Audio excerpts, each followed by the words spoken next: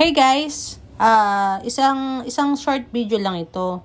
Ito yung time na nagka-canvas kami, nagtitingin kami ng pwedeng i-gift namin kay Kel para sa birthday niya.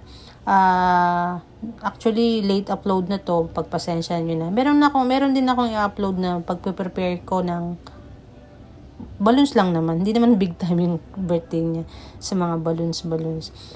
Naghahanap kami ng pwede namin i-gift. Kailang parang napakamamahal ng mga laruan eh.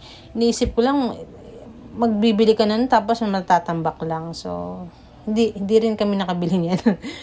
Plano sana namin, Nintendo Switch. Nung nakita namin, napakamahal pala. In-expect ko mga nasa lang siya mga nasa 5,000, 4,000. Kahit second hand lang sana, pero mahal eh. Nasa 15, so failed kami. Yan. So, ikot kami ng ikot yan. Naghahanap, napunta kami sa Cyberzone, sa department store, sa appliance center. So, yun nga, mahal talaga siya. So, no way na mabili namin. Kala ko kasi mabmura lang siya kasi pambata lang eh. So, yun. Napagod si Noel kakahanap niya ni Habi, pati ako.